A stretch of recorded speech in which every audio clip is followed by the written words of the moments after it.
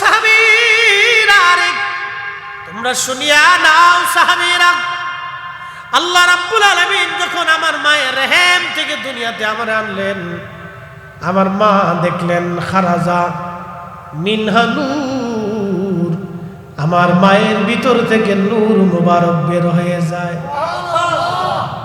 জোরে জোরে কি মুবারক? জোরে বলেন কি কি বের হয়? নবী নিজে বলতেছেন, আমি মাঠ থেকে আসার সময় মা দেখছে নূর। শুধু নূর দেখেনি নাই, নূরের আলোতে সিরিয়ার রাজপ্রাসাদ, শামের প্রাসাদ, কুসুর শাম, শামের রাজপ্রাসাদ পরিষ্কার দেখা গেছে। আরব থেকে, মক্কাতুল মুকাররমা থেকে, জাবালে আবু কুবাইসের পাহাড়ের পাদদেশে আল্লাহর হাবিবের পবিত্র গৃহ মুবারক, ঘর মুবারক থেকে হযরতে হামেনা রাদিয়াল্লাহু আনহা তিনি দেখেছেন কুসুর শাম, সেই নূরের আলোতে শামের রাজপ্রাসাদ দেখা যাচ্ছে। সেটা রোমানদের রাজপ্রাসাদ ছিল, রোমান সাম্রাজ্যের রাজধানী ছিল। সেই প্রাসাদ পরিষ্কার মতো দেখা যাচ্ছে। একসাথে বলা যাবে আল্লাহু আকবার। আল্লাহর নবী বলতেছেন যে আল্লাহ রাব্বুল আলামিন আম্মাজানকে দেখাইলেন, মায়ের ভিতর থেকে নূর মুবারক বের হয়ে আসে। শুধু এইখানে শেষ না, ইমাম মোল্লা আলী কারি মক্কি আল মাওরিদুর রাফি ফি মাউলিদিন নবী সাল্লাল্লাহু আলাইহি সাল্লাম এই কিতাবের মধ্যে তিনি লিখতেছেন, আমার নবীজি ধাত্রীমা ছিলেন হযরত হালিমাতুস সাদিয়া রাদিয়াল্লাহু আনহা। তিনি আসতেছিলেন মক্কাতুল মুকাররমায় ধাত্রীমা হওয়ার জন্য। হযরত হালিমা বললেন, দুনিয়ার মানুষে আমার ঘরের মধ্যে বড় অভাব এসে গেল, ক্ষুধার কারণে আমি জীর্ণ শীর্ণ হয়ে গেলাম, আমার উটের দুধ পর্যন্ত কমে গেল, গাধা পর্যন্ত দুর্বল হয়ে গেল, আমার ছোট্ট বাচ্চাটা দুধ না পেয়ে জীর্ণ শীর্ণ হয়ে গেল, এতই পরিমাণে অভাব। চিন্তা করলাম মক্কাতুল মুকাররমে এক ভাই যাইয়া যদি একটা বাচ্চা ধাত্রী হিসেবে নিয়ে আসতে পারি, তাহলে মোটা অঙ্কের কিছু পয়সা করে আমি পাব। সেই আশা নিয়ে সুদূর তায়েফ থেকে রওনা করলাম। যারা হালিমাতুস সাদিয়া রাদিয়াল্লাহু আনহার বাড়ি তায়েফে গিয়েছেন, সেটা বহু দূর। এখন তো রাস্তা হয়ে গেছে, তখন রাস্তাঘাটও ছিল না, পাহাড়ি আঁকা বাঁকা ওই চিকন জীর্ণ শীর্ণ রাস্তা বেয়ে বেয়ে তারা আসতো। কি কঠিন জমানা ছিল সেই দিন। হালিমাতুস সাদিয়া রাদিয়াল্লাহু আনহা বলেন, স্বামীকে সাথে নিয়ে ছোট্ট শিশু আমার কোলের বাচ্চাকে কোলে নিয়ে রওনা হয়ে গেলাম। আমার ছোট্ট মেয়েটাও সাথে ছিল। একটা উট একটা গাধায় চড়ে আমরা সবাই রওনা হয়ে গেলাম। খুব জীর্ণ শীর্ণ, ধীরে ধীরে ধীরে ধীরে আস্তে আস্তে আমি যে সময় আসি তার 3 দিন আগে সবাই বাচ্চা কাচ্চা নিয়ে চলে গেছে। আমি 3 দিন পরে মক্কায় ঢুকলাম। এসে দেখি সারা মক্কার ভিতরে কারো বাড়ি কোনো সন্তানাদি নাই। আহা, সারা মক্কাতে কারো বাড়ি কোনো বাচ্চা নাই। একটা বাচ্চা আছে আমেনার ঘরে, আব্দুল্লাহর সন্তান, কিন্তু সে মারা গিয়েছে। তারা গরিব, বাবা ঘরে নাই, কে আমাদের এই ভরণ পোষণ দিবে? অর্থ গরিব, কে বিনিময় দিবে? কেউ নাই, এতিম বাচ্চা ছিল না। স্বামীকে বললাম, স্বামী চলো আমরা তায়েফে ফিরে চলে যাই। স্বামী ডাকতে বলেন, হালিমা ফিরে তো চলেই যাব, কোনো বাচ্চা তো সারা মক্কায় না, একটা এতিম বাচ্চা আছে। হালিমা রে, ফিরে তো চলেই যাব রে হালিমা, একটা বার চলো, বাচ্চা নেই বা না নেই চেহারাটা দেখে আসি কেমন। কোথার অভাব, মনস্তাত্ত্বিকতা, এই মানসিকতার অসুস্থতা এক ধরনের। আমি আপনাদেরকে বলি, দোনোটাই কিন্তু আল্লাহর নবীকে কেন্দ্র করে। দুইটা কাকে কেন্দ্র করে? আল্লাহর হাবিবকে কেন্দ্র করে। মক্কা শরীফও রসুলকে কেন্দ্র করে, মদিনাতুল মুনাওয়ারা রসুলকে কেন্দ্র করে, সব নবীরা আমার রসুলকে কেন্দ্র করে, তামাম সৃষ্টি আল্লাহর নবীকে কেন্দ্র করে। সুবহানাল্লাহ কি বাড়ি যায়? মনোযোগ দিয়ে, এই পাগড়িটা রসুলকে কেন্দ্র করে, দাড়ি আল্লাহর নবীকে কেন্দ্র করে।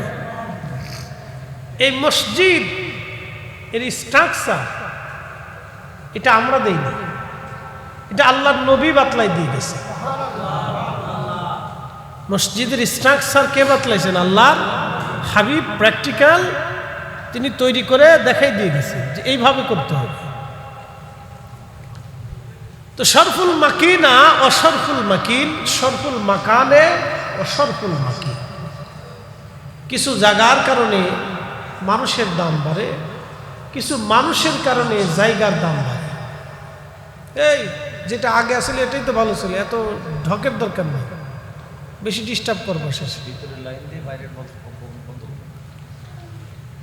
তো যাই হোক, যে কথা বলছিলাম যে আল্লাহর নবীকে কেন্দ্র করে মদিনার দাম কি বাড়ছে না কমছে? জোরে বলতে হবে। ইমাম বুখারী, মনোযোগ দিন, আমরা মিলাদুন নবী পালন করি, আমরা বেদাতি হয়েছি। মিলাদুন নবী পালন করে কি হয়েছি? বেদাতি। ওনাদের দৃষ্টিকোণে বেদাতি। এটা হলো দৃষ্টিকোণের অভাব, মানে ব্যর্থতা। উনি বলতে পারেন ওনার বাক স্বাধীনতা আছে, ওনার বলার অধিকার আছে, উনি বলতে পারেন, কিন্তু মূলতই কি আমরা বেদাতি কিনা এটা আমাদের বুঝতে হবে, আমরা ভুল করতেছি কিনা। তো খুব মনোযোগ দিয়ে, ইমাম বুখারী রাহমাতুল্লাহি আলাইহির ইন্তেকাল হয়ে গেল। একটানা 16 বছর পর্যন্ত ওনার কবরের মাটির ভিতর থেকে বেহেশতের ঘ্রাণ আসতে লাগলো। কত বছর? জোরে জোরে না আরো জোরে? 100 কোটি ইমাম বুখারীকে যদি এক জায়গায় দেন, আর রসুল করিমের আদনা একজন সাহাবীকে যদি আর এক পাল্লায় দেন, ইমাম বুখারী কি সাহাবীর সমান হবে? একসাথে বলতে হবে। কোন সাহাবীর কবর থেকে কি 16 বছর বেহেশতের ঘ্রাণ আসছে কোনো প্রমাণ আছে?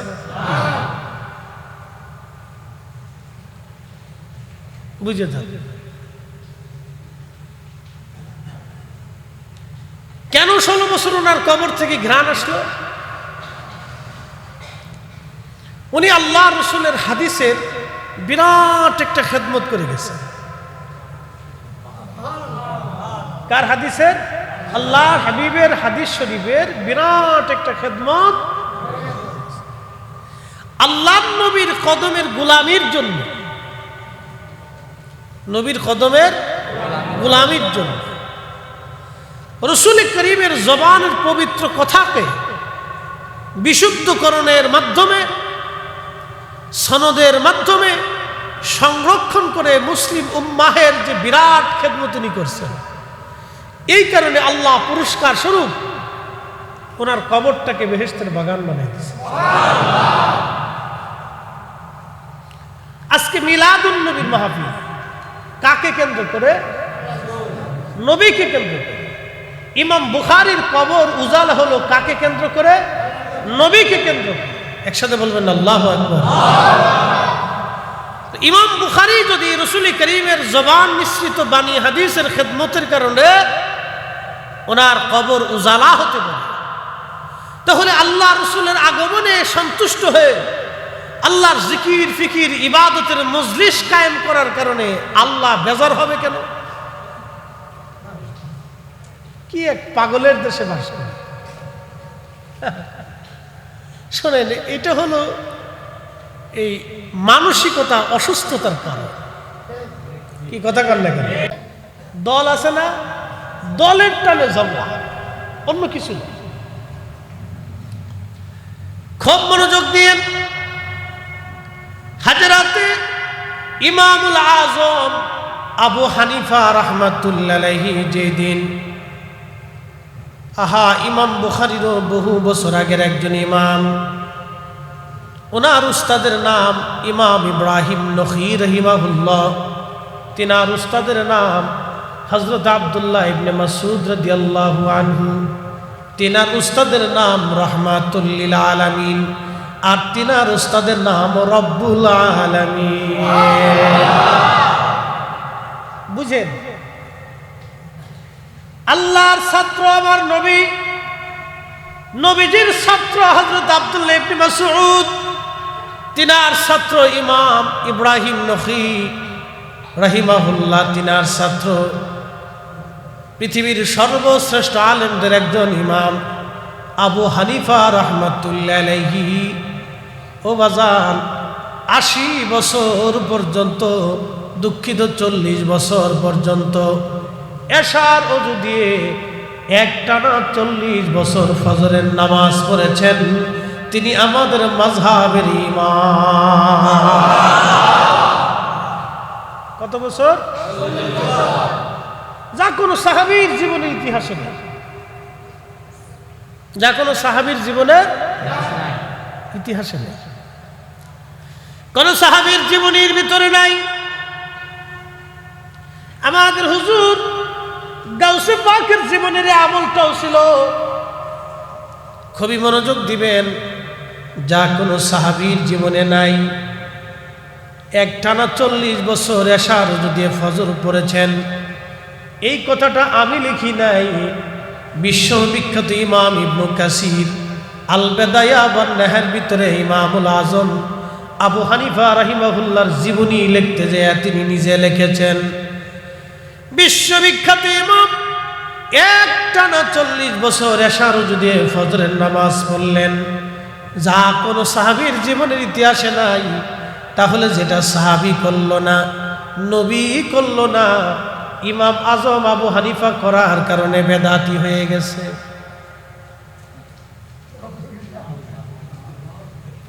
বুঝে যেতে হবে ইবাদতটা কার ছিল। উনি যে ৪০ বছর ইবাদত করছে, কার ছিল? কোন সাহাবী করে না, কিন্তু উনি করছেন কার সন্তুষ্টির জন্য? আমরা মিলাদুন নবী করি কার সন্তুষ্টির জন্য? জোরে বলেন কার? এই মাহফিলে বসে গেছি কার সন্তুষ্টি? এই মিলাদুন নবী উপলক্ষে বাংলাদেশে হাজার হাজার মাহফিল হবে, হাজার হাজার মাহফিলে কোটি কোটি মুসলমান ওয়াজ শুনবে। আমার রাসূলুল্লাহর মহব্বত তাদের অন্তরে আসবে, নবীর সুন্নতের প্রতি তারা ধাবিত হবে, কোরআনের মজলিসে তারা বসবে, সুন্নতের মজলিসে তারা বসবে, জিকিরের মজলিসে বসবে, দুআর মজলিসে বসবে। যদি মিলাদুন নবীর মাহফিল না হতো তাহলে কোটি কোটি মুসলমানের নিয়ামত থেকে বঞ্চিত হতো। যারা এর বিরোধিতা করবে তারাই বর্তমান জমানার আযাসীন। কথা বলেন ঠিক না? এগুলি হলো অসুস্থতা, এগুলি হচ্ছে অসুস্থতা। আপনাদেরকে বুঝতে হবে। প্রিয় উপস্থিতি, আমি সূক্ষ্ম একটা পয়েন্ট থেকে আপনাদেরকে বুঝাইলাম, আরো একটু আগায় যাই। বিশ্ববিখ্যাত একজন ইমাম, তিনি ঘুমিয়ে আছেন জান্নাতুল বাকির ভিতরে। তার নাম ইমাম মালিক ইবনে আনাস রাদিয়াল্লাহু আনহু, যার ইমাম মালিকি মাযহাব, যাকে বলা হয় ইমাম মালিক রাহিমাহুল্লাহ, যিনি ৮০ বছর মদিনাতে কাটিয়েছিলেন, একটা সেকেন্ডের জন্য কোনোদিন জুতা পরেন নাই। আমার দিকে তাকাবেন। আমাদেরকে সুস্থ মস্তিষ্কে বুঝতে হবে, আমাদের আসলে কিছু অসুস্থতাও আছে, কিছু বক্তারাও আছে, তাদের এক ধরনের মানসিক অসুস্থতা আমি মনে করি আর কি। মনোযোগ দিয়ে, ইমাম মালিক রাহিমাহুল্লাহ ৮০ বছরের জীবনে উনি মদিনাতে কোনোদিন জুতা পরেন নাই। মদিনার হাউদ তো চিনেন, যারা মদিনাতে গেছেন, একটা সীমানা আছে, ওই সীমানার ভিতরে দাজ্জাল ঢুকতে পারবে না। সেটা মদিনা ইউনিভার্সিটি থেকে শুরু করে একবার উহুদ পাহাড় শেষ প্রান্ত দিয়ে মদিনার একটা সীমানা আছে। এই মদিনা শরীফের সীমানার ভিতরে দাজ্জাল কখনোই প্রবেশ করতে বর্তমান সৌদি আরবের বাদশার একটা বাড়ি আছে পাহাড়ের উপরে, ওই পাহাড়টা মদিনার সীমানার বাহিরে চলে গেছে। অর্থাৎ দাজ্জাল ওই পাহাড়ের পাশ দিয়ে আসার চেষ্টা করবে, কিন্তু ফেরেশতারা মদিনা শরীফের চারপাশে পাহারা দিতে থাকবে। দাজ্জাল যখনই আসবে ফেরেশতারা তখনই দাজ্জালকে পিটাবে। আল্লাহু আকবার। তো খুব মনোযোগ দিয়ে হযরত ইমাম মালিক 80 বছর মদিনা শরীফে জুতা পরলেন না, জুতা পায়ে দিলেন না, থুতু নিক্ষেপ করলেন না। মদিনা শরীফের সীমানার ভিতরে তিনি পায়খানা পেশাব করলেন না। আপনি একটু ফিকির করবেন, চিন্তা করবেন, কত গরম, প্রচন্ড গরমে পায়ের মধ্যে ফুসকা পড়লেও তিনি পায়ে হেঁটে হেঁটে মদিনার সীমানার বাহিরে যাইয়া পেশাব পায়খানা সারতেন। থুতু নিক্ষেপের প্রয়োজন হলে মদিনার মাটির মধ্যে ফেলতেন না। আহা, কত বড় আদব! এখন প্রশ্ন করি, জবাব দিবেন। এই যে কাজগুলি ইমাম মালিক মদিনাতে কখনো করতেন না, এটার একমাত্র কারণ ছিল রসুলের মহাব্বত, নবীকে কেন্দ্র করে। কথা বলেন ঠিক কিনা? আল্লাহর নবীকে কেন্দ্র করে, উদ্দেশ্য করে। ওনাকে প্রশ্ন করা হলো, ও হ্যাঁ ইমাম মালিক, পৃথিবীতে কত বড় বড় আলেম, কত বড় বড় ইমামরা আছেন, তারা আসলো মদিনায় সবাই জুতা পরে, মদিনার ভিতরে সবাই পায়খানা পেশাব ছাড়লো, আপনি কেন মদিনার ভিতরে পেশাব পায়খানা করেন না? ইমাম মালিক রাহিমাহুল্লাহ জবাব দিতেন, দুনিয়ার মানুষে, এই জমিনের মাটির ভিতরে এমন একজন মহামানব ঘুমিয়ে আছেন, আল্লাহর নবী যেখানে ঘুমানো, এইখানে আমি ইমাম মালিক কি করে পায়খানা পেশাব সারব, জুতা পাই দিব? আমি ইমাম মালিকের জীবন থাকতে এটাও হতে পারে না। চিৎকার মেরে জোরে বলেন আল্লাহু আকবার।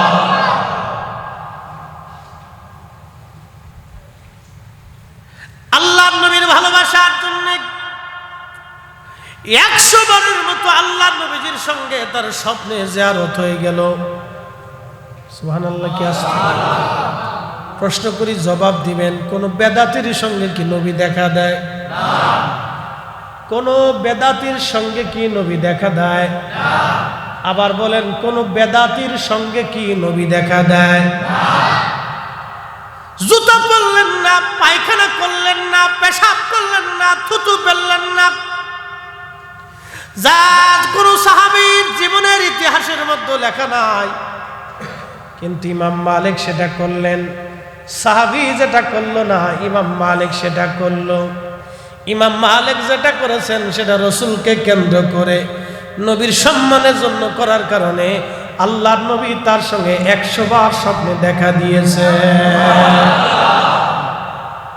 মিলাদুন নবী কাকে কেন্দ্র করে? জোরে জোরে জোরে জোরে জোরে। এই মাহফিল কাকে কেন্দ্র করে? এই মাহফিল কাকে কেন্দ্র করে? বেদাতি হয়ে জাহান্নামে গেলেও আপত্তি নেই। কি আপত্তি আছে নি আপনাদের? কোনো আপত্তি নাই। আমরা রসুলকে কেন্দ্র করে বাগান সাজাইছি। কেউ অসন্তুষ্ট হলেও আমাদের কিছু করার, কারণ রসুলকে কেন্দ্র করে মাহফিল সাজাইছি। আল্লাহু আকবার। ত্রিভুবনের প্রিয় মুহাম্মদ এলো রে দুনিয়া, আকাশ বাতাস দেখি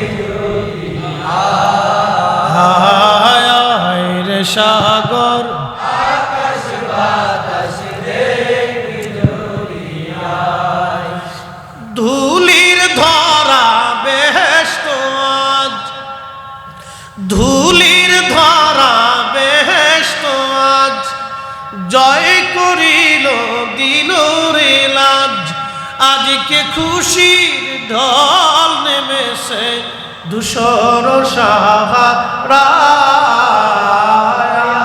রে সাগর, আকাশ বাতাস দেখবি যদি সাগর আকাশ বাতাস ত্রিভুবনের প্রিয় মুহাম্মদ এলো রে দুনিয়া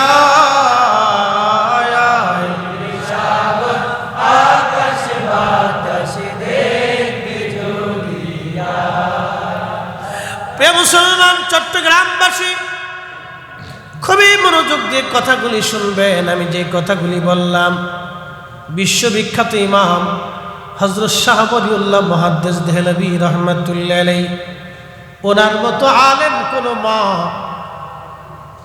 এই উপমহাদেশে আর দ্বিতীয়টা জন্ম দিতে পারবে না। শাহ সাহেবের মতো মুহাদ্দিস এই উপমহাদেশের মুহাদ্দিস কুল শিরোমণি শাহ ওয়ালিউল্লাহ মুহাদ্দিস দেহলভী রাহমাতুল্লাহ আলাইহির মতো কোন আলেম এই জমিনে আর কোন মা কোনদিন জন্ম দিতে পারবে না। আদ-দুররুস সামিন ফি মুবাশশিরাতিন নবিয়্যিল আমিন এই কিতাবের মধ্যে তিনি লেখেন ওনার আব্বা হুজুর বিশ্ববিখ্যাত ওলি এবং মুহাদ্দিস শাহ আব্দুর রহিম মুহাদ্দিস দেহলভী রাহমাতুল্লাহ আলাইহি ওনার পীর মুর্শিদ হযরত শাইখ আল্লামা আব্দুল্লাহ আকবরাবাদী রাহমাতুল্লাহ আলাইহি ওনার পীর মুর্শিদ হযরতে শাহ আদম বিন নুরি রাহমাতুল্লাহ আলাইহি তিনার পীর মুর্শিদ হাজার বছরের মুজাদ্দিদ শাইখুনা ইমামনা হযরত মুজাদ্দিদ আল ফসানি সিরহিন্দি রাহমাতুল্লাহ আলাইহি আল্লাহর মহান ওলি প্রত্যেক বছরে মিলাদুন নবীর মাহফিল করতেন। প্রত্যেক বছরে রবিউল আউয়াল মাসে তিনি মিলাদুন নবী সাল্লাল্লাহু আলাইহি সাল্লামের মাহফিল সাজাইতেন। গরুর গোশত ভুনা করে খাসির গোশত ভুনা করে সবাইকে মেহমানদারি করতেন। এক বছর দারুণ অভাব এসে গেল, তেমন কোনো ইন্তজাম ওনার কাছে নাই।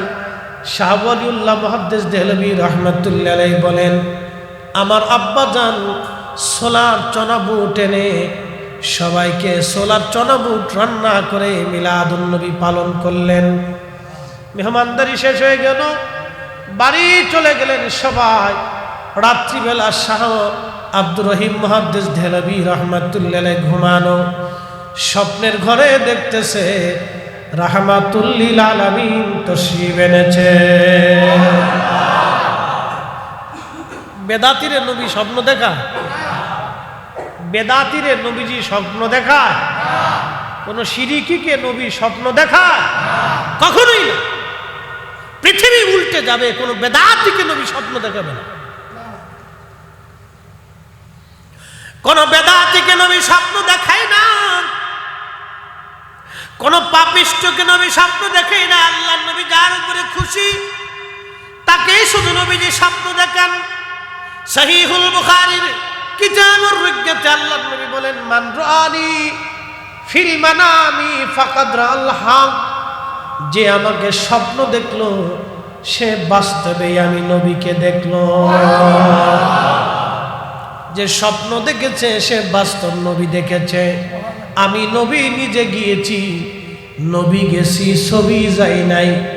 নবী আসে, ছবি আসে না। নবী নিজে স্বপ্নে আসেন, ছবি আসে না।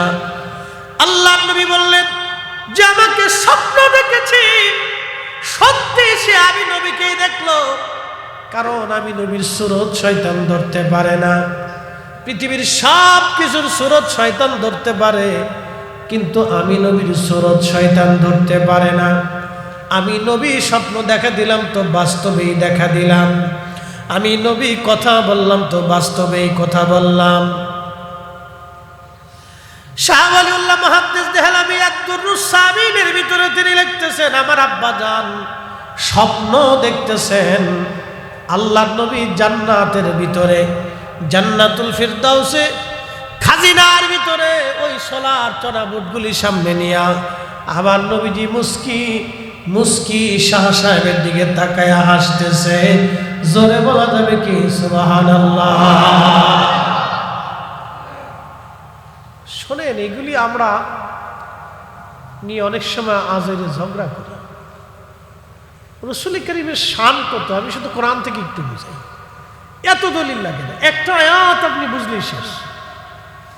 এটা নিয়ে এই যে বিতর্ক করা যে মিলাদুন নবী করা যাবে না, এই যে বিতর্ক করা, এটা এক ধরনের অসুস্থ মস্তিষ্ক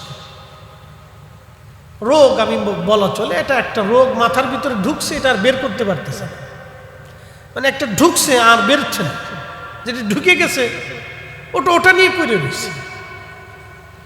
একটু চিন্তা করেন তো, আজকে এই বাংলাদেশে বৃষ্টি বাদলের দিনে কে মাহফিল করতে যায়? সারা দেশে লক্ষ লক্ষ মসজিদ আছে, হাজার হাজার মাদ্রাসা আছে, সব মাদ্রাসায় কিন্তু মিলাদুন নবীর মাহফিল হয় না, সব মসজিদে মিলাদুন নবীর মাহফিল হয় না। আল্লাহ যারে কবুল করছে তাকে দিয়ে এই মাহফিল সম্ভব, কথা বলে। অ্যাটেনশন, এই যে বৃষ্টির দিনে মাহফিল হচ্ছে, কে মাহফিল দিতে যাবে? আজকে যদি মিলাদুন নবীর মাহফিল না হতো তাহলে আপনারা কি এখানে বসতেন? আমি আসতাম? তাহলে দোয়া, জিকির, ইবাদত, এই যে কোরআনের আলোচনা, সুন্নাহের আলোচনা, এটা হতো না। এগুলি বন্ধ করে দেওয়াটা, এটা তো আজাজিল খুশি হবে। বন্ধ করে দিলে দিতে পারেন, আপনি বন্ধ করে দিলে দিতে পারেন, কিন্তু খুশি হবে কি? শয়তান। আমাদের দেশে অনেকেই বলে দোয়া নাই, না করলে চলে। আচ্ছা, দোয়া বন্ধ করে দেন তো খুশি হবে কে? শয়তান। দোয়া বন্ধ করে দেন, খুশি হবে কে? শয়তান। বাড়িতে মিলাদ হয়, বাড়ি বাড়ি ঘরে ঘরে কি হয়? মিলাদ হয়। মিলাদে অনেক সময় দেখা যায় যে মানুষ তলবেলায় ক্রামদেরকে নিয়ে, ওলামায়ে কেরামকে নিয়ে কোরআন খতম দেয়। আবার অনেক বাড়িতে বুখারিও খতম হয়। অনেক যারা ভালো আরো চিন্তা করে যে আমি আরেকটু ভালো করে দিব, তো অনেক বাড়িতে আমি সিলেটে দেখছি বুখারী শরীফ খতম হয়, বরকতের জন্য করে। তো কোরআন শরীফ খতম হয়, কোরআনের চাইতে তার বুখারী বড় না, কি কথা ঠিক কিনা? কোরআনের চাইতে তার বুখারী বড় না। কোরআন খতম যেখানে, তো বরকতের জায়গা, তো কোরআন খতম হয়। এখন ফতোয়া দিলেন যে এটা বেদাত, তো বন্ধ করে দিচ্ছেন, তো বাড়িতে আর কি হয় না? কোরআন খতম হয় না। তো লাভ হয়েছে কার? শয়তানের। লাভ কার হয়েছে? শয়তানের। আমরা বন্ধ করে দিলে দিতে পারি, লাভ কিন্তু শয়তানের, আমাদের কোনো লাভ নেই। প্রিয় উপস্থিতি, খুব মনোযোগ দিন। কোরআন শরীফ বলতেছে, ওয়াইদা আখাযাল্লাহু মিসাকান নাবিয়্যিন। আজকে যে এরকম আপনারা সবাই বসে গেলেন, আমি শুধু ঢাকা থেকে জুমার নামাজ পড়ে রওনা করলাম, আপনাদের মাঝে আসলাম। চিন্তা হলো হুজুর আসবে, কিছু কথা শোনাবে। আল্লাহ রাব্বুল আলামিন তখনও মানব জাতি দুনিয়াতে পাঠান নাই, মানব জাতি দুনিয়াতে পাঠান নাই। আল্লাহ কেবলমাত্র ওই রুহের জগতে, মেসাকের জগতে আমার আল্লাহ পাক একটা সম্মেলন ডাক দিলেন। এই সম্মেলনে আমরা ছিলাম না শুধু 1,24,000 নবী এবং 313 জন রসুল ছিলেন। 1,24,000 নবী, 313 জন রসুল এই সম্মেলনে ছিলেন। আল্লাহ আর একটা সম্মেলন ডাক দিলেন, সেটা সমস্ত রুহের জগতের সবাই আমরা ছিলাম। ওই সম্মেলনে আমার মালিক জিজ্ঞেস করলেন, আলাস্তু বিরাব্বিকুম, আমি কি তোমাদের রব নই? সেই দিন সবার আগে যিনি বালা বলে ডাক দিয়েছিলেন তিনি অন্য কেউ না, তিনি রাহমাতুল লিল আলামিন। আর আমার নবীর পিছনে পিছনে আগে আগে যারা বালা বলে ডাক দিয়েছিলেন তারা নবী এবং সাহাবায়ে কেরাম, এবং এরপরে আমরা। আল্লাহু আকবার। সেই দিন আমরা সবাই বালা বলেছিলাম, হ্যাঁ আপনি আমাদের রব। এই সম্মেলন সমস্ত রুহু সবাই ছিল, কিন্তু আর একটা সম্মেলন আল্লাহ করলেন। সেই সম্মেলনে শুধু 1,24,000 নবী রসুলকে আল্লাহ বসাইয়া, আমার রসুলকে পাশে বসাইয়া আমার আল্লাহ আমার নবীর মর্যাদার কথা নবীদের সামনে ব্যক্ত করেছিলেন। একবার জোরে বলা যাবে কি আল্লাহু আকবার। আল্লাহ বলেন ওয়াইস, স্মরণ করেন নবী আমার সেই দিনের কথা। আখাযাল্লাহু মিসাকান নাবিয়্যিনা লামা আতাইতুকুম মিন কিতাবিন ওয়া হিকমাতিন সুম্মা জাআকুম রাসূলুম মুসাদ্দিকুল লিমা মাআকুম লা তু'মিনুন্না বিহি। আল্লাহর কোরআন বলতেছে, হুজুর সমস্ত নবীদেরকে আমি আল্লাহ বসাইয়া সেই দিন নবীদের কাছ থেকে ওয়াদা নিয়েছিলাম, যেটাকে আলমে মেসাকের জগৎ বলা হয়। আমি আপনাদেরকে আলম সম্পর্কে অভিহিত করি। মোল্লা আলী কারি মাক্কি আল মাউরিদের মধ্যে তিনি লেখেন, আল্লাহ সৃষ্টির মধ্যে 18,000 আলম আছে। 18,000 আলম অনেকেই না বুঝে বলে 18,000 মাখলুকাত। আসলে মাখলুক 18,000 না, বিজ্ঞানের গবেষণা অনুযায়ী পৃথিবীতে 4 লক্ষ প্রজাতির জীব এবং জীবন আছে।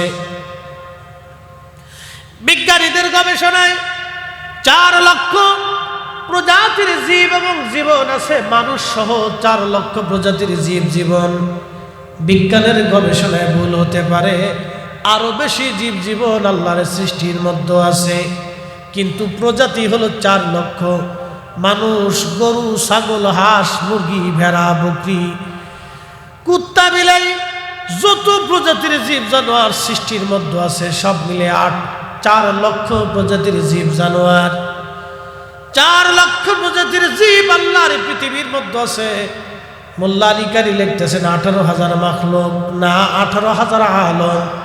আলম মানে জগৎ, আলামিন মানে জগৎ সমূহ। আলমকে একটা জগৎ বোঝানো হয়।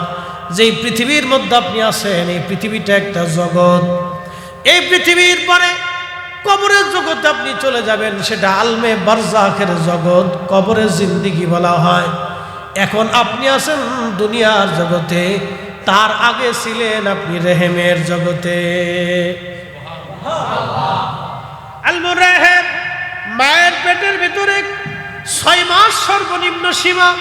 কারো 10 মাসও হতে পারে, 8 মাসও হতে পারে, 7 মাসও হতে পারে, 9 মাসও হতে পারে, কিন্তু সর্বনিম্ন সীমা হলো 6 মাস।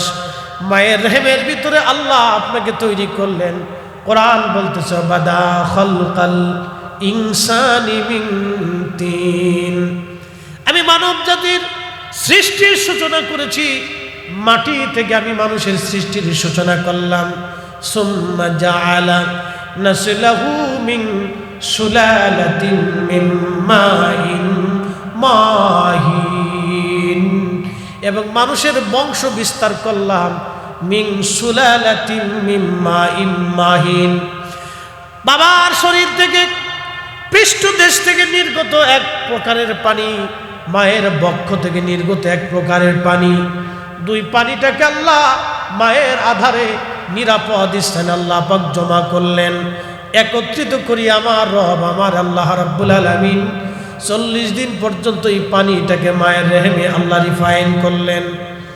40 দিন পর্যন্ত রিফাইন করার পরে পানিটাকে রক্তপিণ্ড বানানো হলো। আল্লাহর কোরআন বলতেছে খালাকাল ইনসানা মিন আলাক, আমি রব্বুল আলামিন রক্তপিণ্ড থেকে মানব জাতি বানাইলাম। খুব মনোযোগ দিয়ে রক্তপিণ্ড আরো 40 দিন পর্যন্ত মায়ের রেহেমে আল্লাহ রিফাইন করতে লাগলেন। 40 দিন পরে সেটা গোশতখণ্ড হয়ে গেল। গোশতখণ্ড হয়ে যাওয়ার পরে আরো 40 দিন ওই গোশতখণ্ডটাকে রিফাইন করতে করতে করতে করতে আল্লাহ অস্থি বানাইলেন, হাড় বানাইলেন, চোখ বানাইলেন, পেট বানাইলেন, কান বানাইলেন, দেহ বানাইলেন, কলজা, ফ্যাপসা, নাড়ি ভুড়ি, হাত পা সব আল্লাহ দিয়াইলেন। 4 মাস পরে 120 দিন পরে আমার মালিক, আমার আল্লাহ মায়ের রেহেমের ভিতরে আমার জীবন রুহের জগতে ছিলাম। ওই রুহের জগৎ থেকে আনিয়া আল্লাহ মায়ের রেহেমের ভিতরে আমার ঢুকাই দিলে। এর আগে কোন জগতে ছিলাম? রুহের জগতে, কিন্তু কিছু মনে নেই। আল্লাহু আকবার। না না হয় না, আরো জোরে বলেন আল্লাহু আকবার। এই কুদরতের মালিক কে? আহা আল্লাহ। মানুষের কোনো শক্তি নেই। আমরা অর্থবিত্ত হইলে, টাকা পয়সা হলে, ক্ষমতা হইলে পাগল হয়ে যায়, দিশাহারা হয়ে যায়। এটা অন্যায়।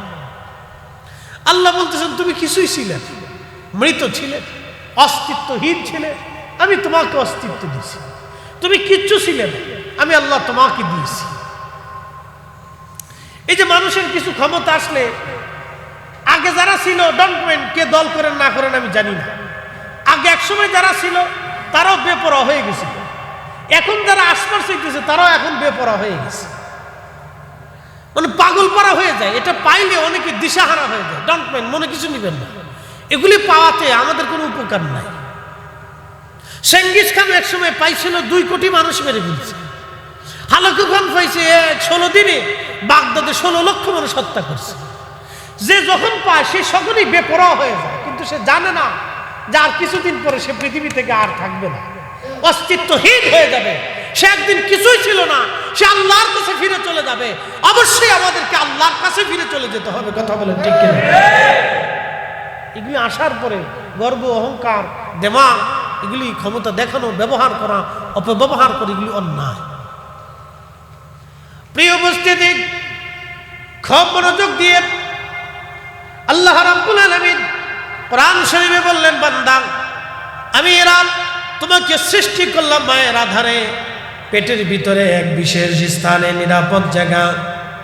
4 মাস সময়ে রুহের জগৎ থেকে আল্লাহ রুহখানে এনে আপনার দেহ মুবারকে আল্লাহ ফিট করে দিলেন। যেটা বলা যাবে সুবহানাল্লাহ। এই জগতের মালিক কে? আল্লাহ। এখন আসেন, আমরা হিসাবে কয়টা জগৎ পাইতেছি? 1 নম্বর রুহের জগৎ। রুহের জগৎ থেকে আল্লাহ আপনাকে নিয়ে আসলেন রেহেমের জগতে। রেহেমের জগতে যখন আসছেন তখন আপনার 2 মাস, 3 মাস, 4 মাস এই জগতের ভিতরে আল্লাহ আপনাকে লালন পালন করছে। এই জগৎ থেকে আল্লাহ আপনাকে নিয়ে আসলেন দুনিয়ার জগতে। দুনিয়ার জগতে আল্লাহ আপনাকে স্বাধীনতা দিলেন, এখতিয়ার দিলেন, খিয়ার দিলেন, ইচ্ছা শক্তি দিলেন, স্বাধীনতা দিলেন। তুমি হয় হালালে করো, না হয় হারামে করো, না হয় বেঈমানে করো, হয় নবীকে ভালোবাসো, না হয় দুশমনি করো। তোমাকে আল্লাহ এখতিয়ার দিয়ে দিলেন, আল্লাহ স্বাধীনতা দিয়ে দিলেন। দুনিয়াতে স্বাধীনতা পাইয়া কেউ শিরিক করলো, কেউ আল্লাহর সাথে অংশীদারিত্ব করলো, কেউ আল্লাহকে অস্বীকার করলো, কেউ রসুলকে গালি দিল, আবার কেউ রসুলের জন্য নিজের জীবনকে বিলিয়ে দিল, আবার কেউ আল্লাহর জন্য নিজের জীবনকে কুরবানি করে দিল। কথা বলেন ঠিক কিনা? আল্লাহ বান্দার ইচ্ছার উপরে দিয়ে দিলেন, স্বাধীনতা দিলেন। কেন দিলেন? তাও কোরআনে আল্লাহ বলতেছে, আল্লাযী খালাকাল মাউতা ওয়াল হায়াতা লিয়াবলুয়াকুম আইয়ুকুম আহসানু আমালা।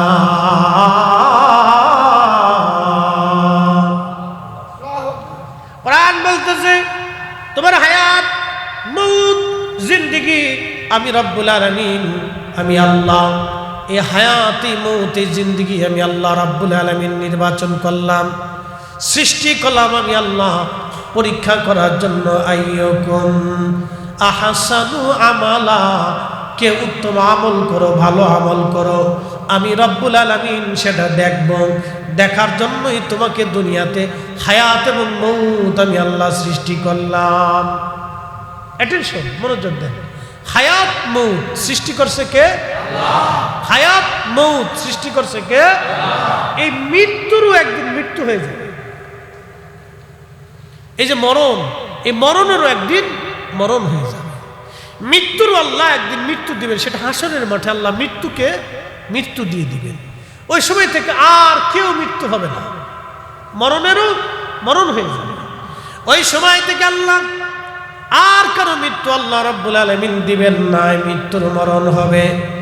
আল্লাহ বললেন তোমাদের জীবনে পৃথিবীতে আমি আল্লাহ তোমাদেরকে পাঠাইলাম একটা কারণে, আইয়ুকুম আহসানু আমালা, কে উত্তম আমল করো, ভালো কাজ করো, আমি সেটা দেখব। পৃথিবীর মধ্যে কে ভালো কাজ করো আমি আল্লাহ সেটা দেখবো। সেটা দেখার জন্যেই আমি রব্বুল আলামিন তোমাদেরকে পাঠাইলাম। খুব মনোযোগ দিয়ে আল্লাহ রব্বুল আলামিন দুনিয়াতে আমাদেরকে পাঠাইলেন। দেখেন আমাদের হাতে কোনো ক্ষমতা নাই, শক্তি নাই। ওই যে রেহেমের জগতে, রুহের জগতে ছিলাম, আলমে আরফাতে ছিলাম, সেখান থেকে আল্লাহ রেহেমের জগতে আনলেন। রেহেম থেকে আমার আল্লাহ পাক দুনিয়ার জগতে আনলেন। দুনিয়ার জগৎ থেকে আমার আল্লাহ কবরের জগতে নিয়ে যাবেন। কবরের জগৎ শেষ হয়ে যাওয়ার পরে আমার রব আমাদেরকে আবার হাসরের জগতে উঠাবেন। যেটা বলা যাবে সুবহানাল্লাহ। এই সব জগতের রব কে? রব কে?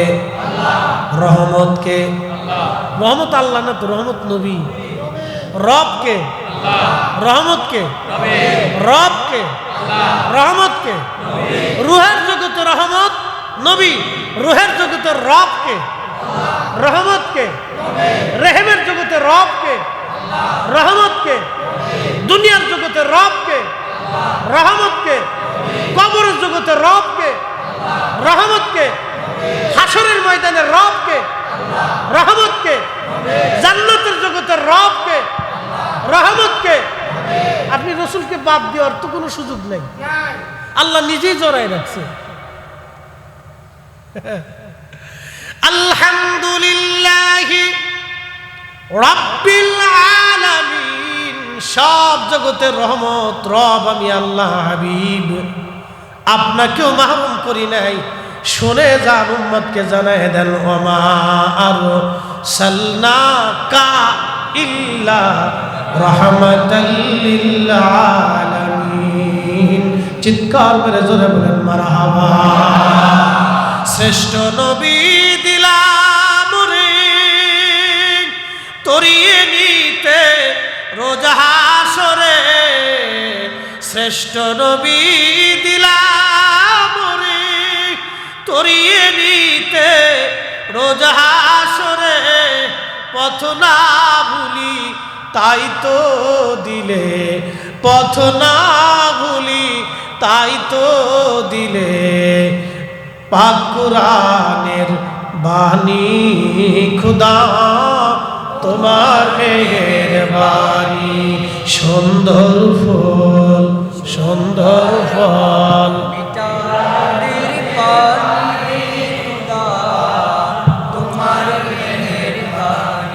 খুদা তোমার মেহেরবানি। এতক্ষণ আপনাদেরকে জগৎ চিনাইলাম, কি চিনাইলাম? আলমে মেসাকের জগৎ, ওটা আরেকটা জগৎ। যত সময়ের জন্য হোক ওটা একটা জগৎ। আল্লাহর কোরআন বলতেছে, ওয়াইদ আখাদাল্লাহু মিসাকান নাবিয়্যিনা লামা আতাইতুকুম মিন কিতাবিন ওয়া হিকমা। ওই মেসাকের জগতে, সেই মেসাকের জগতে আমি রব আপনাকে সামনে নিয়ে সব নবীদের সম্মেলনে আমি আল্লাহ আদম শফিউল্লাহ, ঈসা রূহুল্লাহ, মূসা কালিমুল্লাহ, ইব্রাহিম খলিলুল্লাহ, হযরত দাউদ আলাইহিস সালাম, হযরত সুলাইমান আলাইহিস সালাম, নূহ আলাইহিস সালাম, ইব্রাহিম, ইসমাইল, ইসহাক, ইয়াকুব, ইউসুফ, হারুন আলাইহিস সালাতু ওয়াস সালাম আলাইহিমুস সালাম, সব নবীদেরকে আমি আল্লাহ উপস্থিত করে বললাম, হে নবীরা, তোমাদেরকে নবুয়ত দিব, কিতাব দিব, হিকমত দিব, সম্মান দিব, মুজিজা দিব, ইজ্জত দিব। নবুয়তের মহান সম্মানের অলংকারে তোমাদেরকে অলংকরিত করব। ওই সম্মানের মালা তোমাদের গলায় পরাবো। কিন্তু শর্ত হলো সুম্মা জাআকুম রাসূল। আমার যে রসুল দেখতেছো, এই রসুল যদি তোমাদের মাঝে যায়, আমার যে নবী দেখতেছো, দেখেন তখন নবীরা নবুয়ত পাই নাই, নবুয়ত পাই নাই। একসাথে বলবেন আল্লাহু আকবার। নবুয়ত যারা বলেন আল্লাহর ভাষায় নবুয়ত তখনও আল্লাহ তাদেরকে উপস্থিত করেছেন মেসাকের জগতে। কিসের জন্য? আল্লাহ ওয়াদা নেওয়ার জন্য নবুয়ত দিব, কিন্তু শর্ত হলো আমার এই রাসূল। আল্লাহু আকবার। তখন আমাদের নবী আল্লাহর দরবারে রাসূল মনোনীত। আল্লাহু আকবার।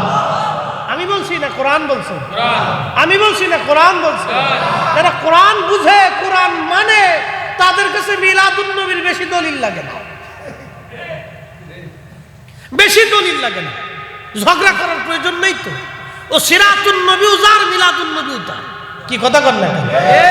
সিরাতুন নবী যার, মিলাদুন নবী তার। সিরাতুন নবী আমরা সবসময় পালন করতেছি।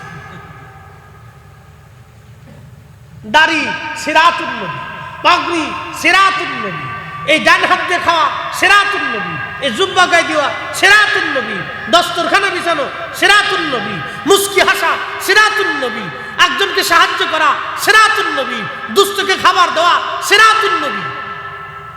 ওটা করতেছি সবসময়। মারহাবা করেন, ওটা সবসময় করতেছি। খুব মনোযোগ দিয়ে এগুলি নিয়ে বিতর্কর কোনো প্রয়াস নাই। খামাখা দলের টানে অনেকে ধাক্কা ধাক্কি করিয়া মিলাদুন নবীর মাহফিলকে বেদাত বলিয়া বন্ধ করতে যারা চায়, এটা তাদের এক ধরনের দুষ্টামি। আল্লাহ এই সমস্ত দুষ্টামি থেকে আমাদেরকে হেফাজত করো। সকলে আওয়াজ করে জোরে বলেন আমিন। সুম্মা জাআকুম রাসূলুম মুসাদ্দিকুল লিমা মাআকুম লা তুমিনুন্না বিহি। কোরআন বলতেছে আমার এই রাসূল তোমাদের মাঝে যাবে, তোমরা এই নবীর উপরে ঈমান আনবা আগে। নবীদেরকে আল্লাহ বলতেছে। আদম আলাইহিস সালামের কালেমার নাম কি? লা ইলাহা ইল্লাল্লাহ আদম সফিউল্লাহ। এটা ছিল আদম নবীর উম্মতের কালেমা। আর আদমের নিজের কালেমা কি? লা ইলাহা ইল্লাল্লাহ মুহাম্মাদুর রাসূলুল্লাহ সাল্লাল্লাহু আলাইহি ওয়াসাল্লাম।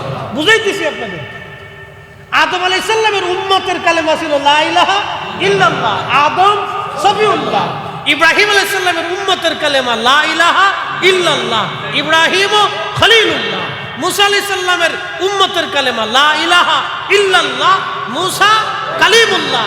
ঈসা রুহুল্লাহর উম্মতের কালেমা লা ইলাহা ইল্লাল্লাহ ঈসা রুহুল্লাহ। আর ঈসা, মুসা, দাউদ, নূহ, ইব্রাহিম, ইসমাঈল, ইসহাক, ইয়াকুব, ইউসুফ সব নবীর কালেমা লা ইলাহা ইল্লাল্লাহ মুহাম্মাদুর রাসূলুল্লাহ সাল্লাল্লাহু আলাইহি সাল্লাম। চিৎকার করে বলেন আল্লাহ। আমরা এই দামি নবীর উম্মত, আমরা সেই নবীর উম্মত, আমরা সেই নবীর উম্মত। মসজিদে জুতা চুরি করি, অন্যের জমি মেরে খাওয়ার ধান্দা করি, অন্যের বাড়ি দখলের চিন্তা করি, অন্যের জিনিস আগুন দিয়ে পুরানোর চিন্তা করি, অন্যের হক নষ্ট করে চিন্তা করি। আমরা সেই নবীর উম্মত যেই নবীর উপরে ঈমান আনার কারণে সব নবীরা নবুয়ত পেয়েছে, কিতাব পেয়েছে, হিকমত পেয়েছে, দ্বীন পেয়েছে, সব পেয়েছে তারা। যদি আমার রাসূলের উপরে ঈমান না আনতেন কিচ্ছু পাইতেন না। আল্লাহ বলে ওয়ালা তানসুরুন্না, তোমরা এই নবীকে সাহায্য করবে। হে ইব্রাহিম, যদি তোমার জামানাতে তুমি কালেমার দাওয়াত দিচ্ছ, আর যদি তোমার ওই সময়ে আমার এই রাসূলকে তোমাদের মাঝে পাঠাই, ইব্রাহিম তোমার কালেমা শেষ হয়ে যাবে। তুমি ওই সময় আমার এই নবীর উপর ঈমান আনবে।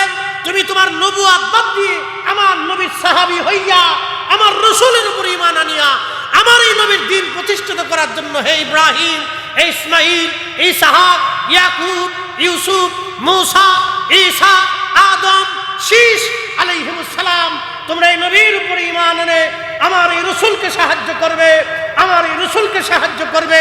তোমাদের নবুয়ত খাতিম হবে, তোমাদের কালেমা বাতিল হবে, আমার নবীর কালেমা চালু হবে, আমার নবীর শরীয়ত চালু হবে, তোমাদের শরীয়ত বন্ধ হবে। তোমরা কি মেনে নিলা? ক্বালু আকরারনা। সেই দিন তারা বলল হা রব, আমরা এটাকে মেনে নিলাম। একসাথে বলবেন আল্লাহু আকবার। এত বড় সুপ্রিম পাওয়ার আলা নবী, মিলাদুন নবীর মাহফিল নবীকে কেন্দ্র করে, রাসূলকে কেন্দ্র করে। হ্যাঁ, এটা বুঝে নিতে হবে। এত বেশি বেকার কিছু নাই। দুরূদ শরীফ আল্লাহর নবীকে এই পাগড়ি কাকে কেন্দ্র করে? এরকম কাপড় দেশে আর আছে না? কথা কর না কেন, আসেনি? এই কাপড় দিয়ে কেউ লেংটিও বানায়, কিন্তু চুমা দেয়,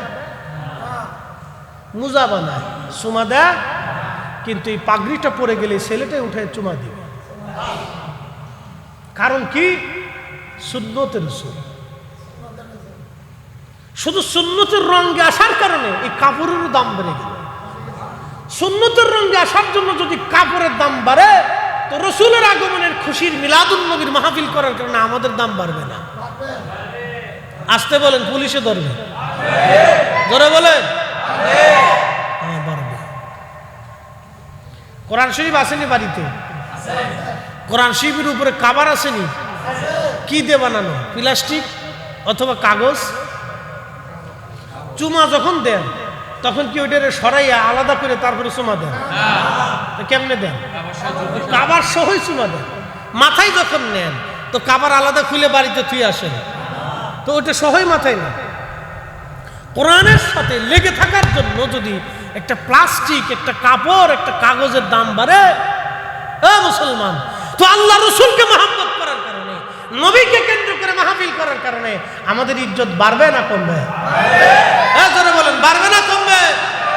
মিলাদুন নবীর মাহফিল চলবে না বন্ধ হবে?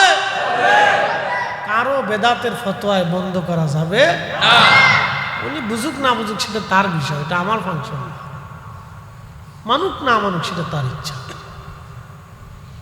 পৃথিবীতে কেউ যদি মিলাদুন নবীর মাহফিল নাও করে, তো আল্লাহ রোজে আজল এটা কইরে নবী আলাইহিস সালাম শিখিয়ে দিয়ে দিচ্ছে। যাও, এই জন্য আল্লাহর নবী খুবই মনোযোগ দিবেন। আল্লাহর হাবিব মিম্বার শরীফে দাঁড়াইয়া উম্মতের মাঝে নবীজি বলতেন, উম্মতেরা শোনো, দা ইব্রাহিম খলিলুল্লাহ, আমি ইব্রাহিম আলাইহিস সালামের দোয়া। দেখেন, একটা প্রবাদ বলছিলাম, শরফুল মাকিন ওয়া শরফুল মাকান, শরফুল মাকানে ওয়া শরফুল মাকিন। কিছু জায়গার কারণে মানুষের দাম বাড়ে, কিছু মানুষের কারণে জায়গার দাম বাড়ে। হযরত ইব্রাহিম খলিলুল্লাহ যখন দোয়া করতেন, আল্লাহ আপনি দয়া করে আমার নসলে, আমার বংশে আপনি আখিরি নবী রাহমাতুল লিল আলামিন রে পাঠাবেন। আল্লাহ আপনি আমার নসলে, আমার বংশে আখিরি নবী আপনি দয়া করে পাঠাবেন। যখনই দোয়া করতেন তখন ইব্রাহিম আলাইহিস সালাম এই কথা বলতেন, আল্লাহ গো, ওই নবীরে তুমি আমার বংশের মধ্যে পাঠায়ো, কারণ ওই নবীর চাইতে দামি নবী আর কেউ নাই। আল্লাহর নবী বলতেন, ওদা ইব্রাহিম খলিলুল্লাহ, আমি ইব্রাহিম আলাইহিস সালামের দোয়ার ফসল। ইব্রাহিম আলাইহিস সালাম আমারে নিয়ে দোয়া করতেন এবং তার বংশে আসার জন্য আল্লাহর কাছে দরখাস্ত করতেন। তার অর্থ হলো, ইব্রাহিম আলাইহিস সালাম আমার নবীর বরকত নেওয়ার জন্যে তার নসলে, তার বংশে আসার দোয়া করতেন। সেই জন্য আল্লাহর নবী দুরূদ শরীফের ভিতরে ইব্রাহিম আলাইহিস সালামের নাম উল্লেখ করে দিয়া উম্মতে মুহাম্মাদির জন্য বাধ্য করে দিয়ে গেলেন। প্রত্যেক নামাজে দুরুদে ইব্রাহিম যেটা আমরা বলি, এটা মূলত আল্লাহর নবীর কৃতজ্ঞতা। ইব্রাহিম আলাইহিস সালামের নামখানা উল্লেখ করে দিয়া তিনার মিল্লাতের বাবা ইব্রাহিম আলাইহিস সালামকে আল্লাহর নবী নিজে সম্মানিত করে দিয়ে গেছেন। একবার জোরে বলা যাবে কি মারহাবা?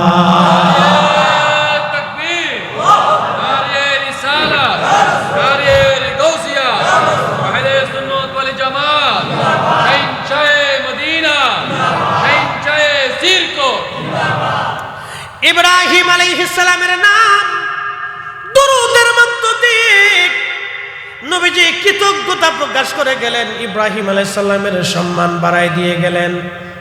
কারণ তিনি ইব্রাহিম আলাইহিস সালাম আমার নবীর জন্য দোয়া করতেন, আল্লাহ আমার নসলে পাঠায়ো, আমার বংশে তুমি আখিরি নবী পাঠায়ো, আখিরি নবী পাঠায়ো। সবসময়ের জন্যই দোয়া করতেন। এই জন্য আপনারাও সবসময় দোয়া করবেন, আল্লাহ মউত কালে আমার রসুলের দিদার নসিব করায় দিও। সবসময় যে দোয়া আপনি করবেন ওটা এক সময় কবুল হয়ে যাবে। এই জন্য আমরা দোয়ার শেষে বলি বিহাক্কে লা ইলাহা ইল্লাল্লাহু মুহাম্মাদুর রাসূলুল্লাহ সাল্লাল্লাহু আলাইহি ওয়াসাল্লাম। আল্লাহ এই কালেমার উপরে, এই ইয়াকিনের উপরে, বিশ্বাসের উপরে, এই কালেমার উপরে তুমি আমাকে প্রতিষ্ঠিত রেখে এই কালেমা নিয়ে কবরে দেওয়ার তৌফিক দিও। আমিন। এই দোয়াটা আমরা করি সবসময়, এই দোয়া আমরা সবসময় করি। এই জন্য কিছু বিষয় আমাদেরকে হাকিকত বুঝতে হবে। এই জন্য কিছু জায়গার কারণে মানুষের দাম বাড়ে, মানুষের কারণে জায়গার দাম বাড়ে। আমার রসুলের কারণে ইব্রাহিম আলাইহিস সালামের বংশের দাম বাড়ছে। কি কথা কন না কেন? নবীর কারণে ইব্রাহিম আলাইহিস সালামের কি দাম বাড়ছে? বংশের দাম বাড়ছে। এই জন্য দোয়া করতেন, আল্লাহ আমার নসলে, আমার বংশে তুমি আখিরি নবী দিয়ে দাও। আপনাকে বুঝে যেতে হবে। ইব্রাহিম আলাইহিস সালামের দুইটা সন্তান, ইসমাইল এবং ইসহাক। ইসমাইল আলাইহিস সালামের সন্তানদের পরে আর কোন নবী আসেনি। বংশ বংশ বংশ বংশ শেষে আখিরি নবী ইসমাইল আলাইহিস সালামের নসলে আসছে। ইসহাক আলাইহিস সালামের বংশে আসছে ইয়াকুব আলাইহিস সালাম। ইয়াকুব আলাইহিস সালামের ছেলে ইউসুফ আলাইহিস সালাম। ইয়াকুব আলাইহিস সালামের আরেকটা নাম ছিল ইসরাইল। সেখান থেকে আসছে বনি ইসরাইল। এই বনি ইসরাইল আল্লাহ ৭০,০০০ নবী পাঠাইছে। কত হাজার? ৭০,০০০ এক পাল্লায় দেন, আর একজন আর এক পাল্লায় দেন। বনি ইসরাইলের ৭০,০০০ নবী আসছে। ইসমাইল আলাইহিস সালামের নসলে মাত্র একজন নবী আসছে। এই জন্য হযরতে ইব্রাহিম আলাইহিস সালাম দোয়া করতেন, আল্লাহ আমার নসলে, আমার বংশে তুমি আখিরি নবী দিয়ে দাও। আল্লাহ তারে এতই বরকতময় বানাইলেন, তিনার বংশে আখিরি নবী আসছে। আল্লাহর নবী দুরুদ ইব্রাহিম আমরা যেটা নাম দিয়েছি, এই দুরুদে ইব্রাহিমের ভিতরে আমার নবীজি নিজে ইব্রাহিম আলাইহিস সালামের নাম লিখে দিয়ে গেছেন। যদি আল্লাহর নবী ইব্রাহিম আলাইহিস সালামের নাম ওইখানে না বলতেন, পৃথিবীর কোন আলেমের শক্তি ছিল না ওইখানে ইব্রাহিম আলাইহিস সালামের নাম বসাই দেবে। কথা কোন ঠিক কিনা? এই জন্য আল্লাহ রাসূল বলতেন, দা ইব্রাহিম আলাইহিস সালাম, আমি ইব্রাহিমের দোয়া। ওয়া বাশারাতু ঈসা রূহুল্লাহ আলাইহিস সালাম, আমি হযরত ঈসা রূহুল্লাহর সুসংবাদ। ঈসা আলাইহিস সালাম যেই মাহফিলে দাঁড়াইতেন, যখনই তিনি ওয়াজ করতেন, উম্মতের মাঝে তার কালেমার দাওয়াত দিতেন। ওই কালেমার দাওয়াত দেওয়ার সঙ্গে সঙ্গে ঈসা আলাইহিস সালাম আমার নবীর কালেমার দাওয়াত দিতেন আর বলতেন, আমার উম্মতেরা তোমরা শোনো, আমার পরেই একজন নবী দুনিয়াতে আসবেন, আমার পরে একজন নবী দুনিয়াতে আসবেন, তিনি সর্বশ্রেষ্ঠ নবী, শেষ নবী মুহাম্মাদুর রাসূলুল্লাহ সাল্লাল্লাহু আলাইহি ওয়াসাল্লাম। চিৎকার করে জোরে বলেন মারহাবা।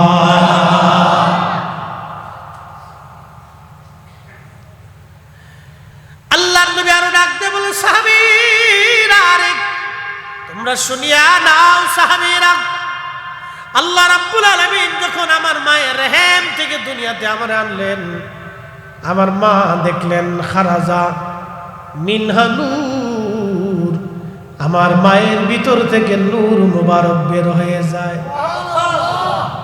জোরে জোরে কি মুবারক? জোরে বলেন কি কি বের হয়? নবী নিজে বলতেছেন, আমি মাঠ থেকে আসার সময় মা দেখছে নূর। শুধু নূর দেখেনি নাই, নূরের আলোতে সিরিয়ার রাজপ্রাসাদ, শামের প্রাসাদ, কুসুর শাম,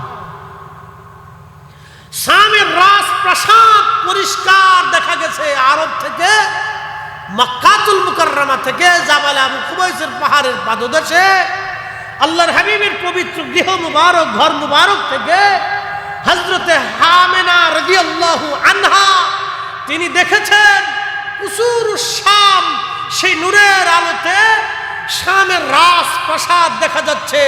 সেটা রোমানদের রাজপ্রাসাদ ছিল, রোমান সাম্রাজ্যের রাজধানী ছিল। সেই প্রাসাদ পরিষ্কার মতো দেখা যাচ্ছে। একসাথে বলা যাবে আল্লাহু আকবার। আল্লাহর নবী বলতেছেন যে আল্লাহ রাব্বুল আলামিন আম্মাজানকে দেখাইলেন, মায়ের ভিতর থেকে নূর মুবারক বের হয়ে আসে। শুধু এইখানে শেষ না, ইমাম মোল্লা আলী কারি মক্কি আল মাওরিদুর রাবি ফি মাউলিদিন নবী সাল্লাল্লাহু আলাইহি সাল্লাম এই কিতাবের মধ্যে তিনি লিখতেছেন, আমার নবীজি ধাত্রীমা ছিলেন হযরত হালিমাতুস সাদিয়া রাদিয়াল্লাহু আনহা। তিনি আসতেছিলেন মক্কাতুল মুকাররমায় ধাত্রীমা হওয়ার জন্য। হযরত হালিমা বললেন, দুনিয়ার মানুষে আমার ঘরের মধ্যে বড় অভাব এসে গেল, ক্ষুধার কারণে আমি জীর্ণ শীর্ণ হয়ে গেলাম, আমার উটের দুধ পর্যন্ত কমে গেল, গাধা পর্যন্ত দুর্বল হয়ে গেল, আমার ছোট্ট বাচ্চাটা দুধ না পেয়ে জীর্ণ শীর্ণ হয়ে গেল, এতই পরিমাণে অভাব। চিন্তা করলাম মক্কাতুল মুকাররমে একবার যাইয়া যদি একটা বাচ্চা ধাত্রী হিসেবে নিয়ে আসতে পারি, তাহলে মোটা অঙ্কের কিছু পয়সা করে আমি পাব। সেই আশা নিয়ে সুদূর তায়েফ থেকে রওনা করলাম। যারা হালিমাতুস সাদিয়া রাদিয়াল্লাহু আনহার বাড়ি তায়েফে গিয়েছেন, সেটা বহু দূর, এখন তো রাস্তা হয়ে গেছে, তখন রাস্তাঘাটও ছিল না, পাহাড়ি আঁকা বাঁকা ওই চিকন জীর্ণ শীর্ণ রাস্তা বেয়ে বেয়ে তারা আসতো। কি কঠিন জমানা ছিল সেই দিন। হালিমাতুস সাদিয়া রাদিয়াল্লাহু আনহা বলেন, স্বামীকে সাথে নিয়ে ছোট্ট শিশু আমার কোলের বাচ্চাকে কোলে নিয়ে রওনা হয়ে গেলাম। আমার ছোট্ট মেয়েটাও সাথে ছিল। একটা উট একটা গাধায় চড়ে আমরা সবাই রওনা হয়ে গেলাম। খুব জীর্ণ শীর্ণ, ধীরে ধীরে ধীরে ধীরে আস্তে আস্তে আমি যে সময় আসি তার 3 দিন আগে সবাই বাচ্চা কাচ্চা নিয়ে চলে গেছে। আমি 3 দিন পরে মক্কায় ঢুকলাম। এসে দেখি সারা মক্কার ভিতরে কারো বাড়ি কোনো সন্তানাদি নাই। আহা, সারা মক্কাতে কারো বাড়ি কোনো বাচ্চা নাই। একটা বাচ্চা আছে আমেনার ঘরে, আব্দুল্লাহর সন্তান, কিন্তু সে মারা গিয়েছে। তারা গরিব, বাবা ঘরে নাই, কে আমাদের এই ভরণ পোষণ দিবে? অর্থ গরিব, কে বিনিময় দিবে? কেউ নাই, এতিম বাচ্চা ছিল না। স্বামীকে বললাম, স্বামী চলো আমরা তায়েফে ফিরে চলে যাই। স্বামী ডাক দিয়ে বলেন, হালিমা ফিরে তো চলেই যাব, কোনো বাচ্চা তো সারা মক্কায় না, একটা এতিম বাচ্চা আছে। হালিমা রে, ফিরে তো চলেই যাব রে হালিমা, একটা বার চলো, বাচ্চা নেই বা না নেই চেহারাটা দেখে আসি কেমন। চেহারাটা দেখে আসি।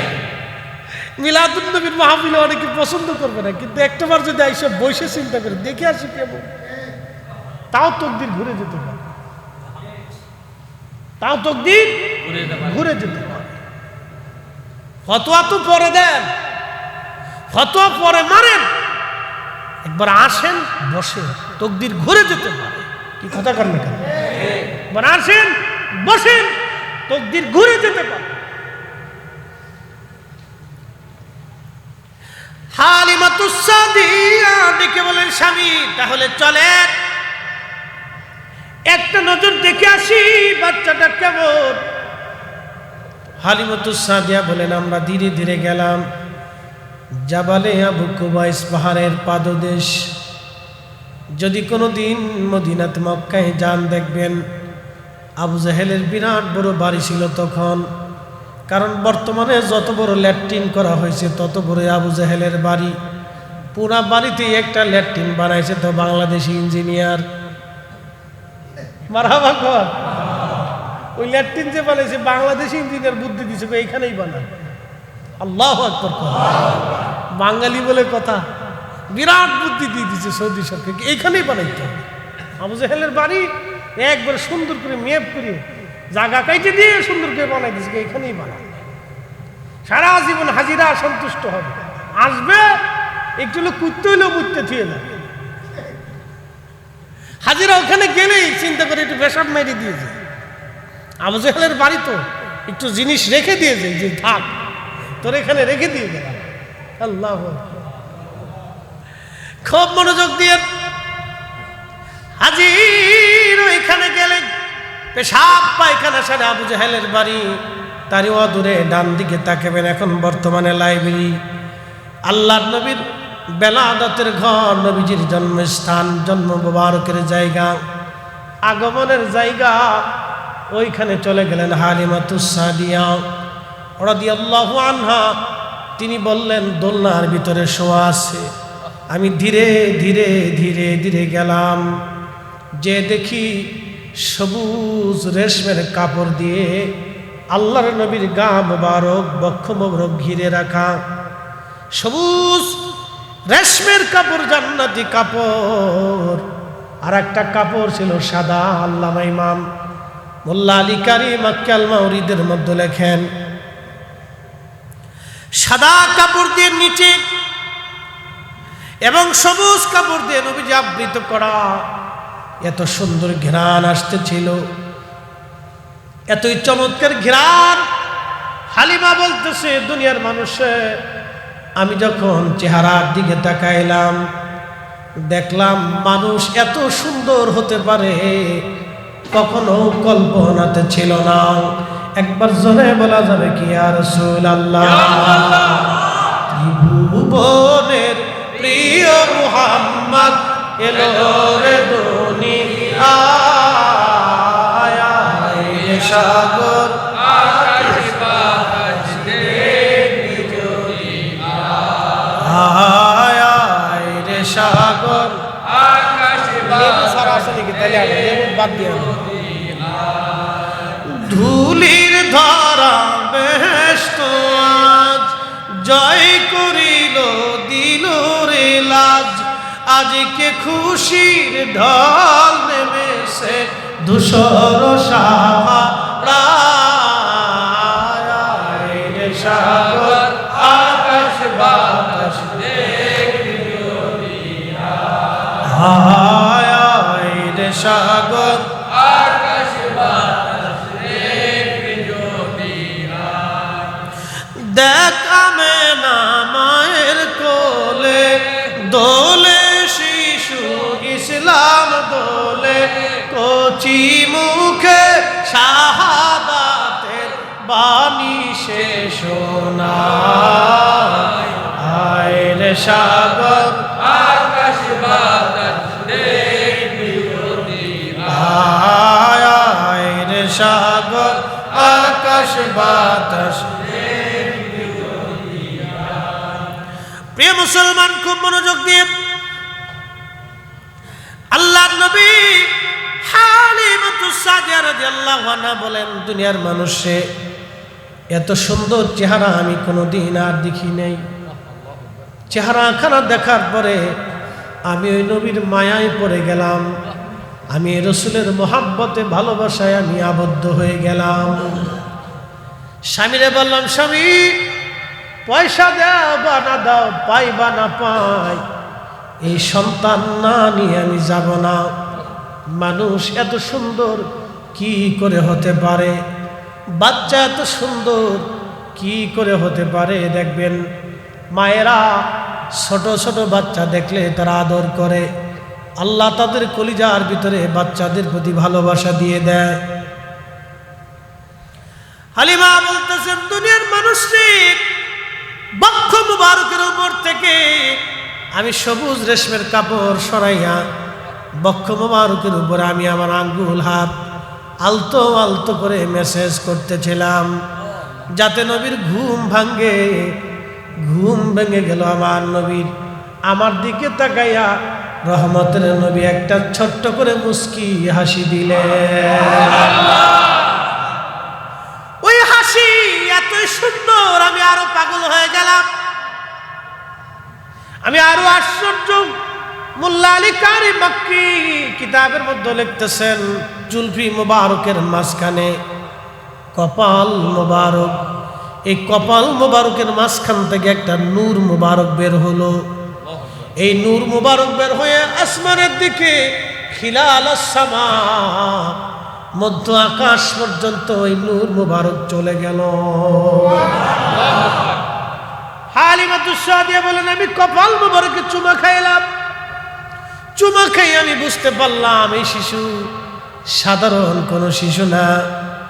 এই শিশু আর 10টা বাচ্চার মতো না, কোলের মধ্যে নিলাম, আমি আমার স্তনের দুগ্ধ ধরে পান করাইলাম।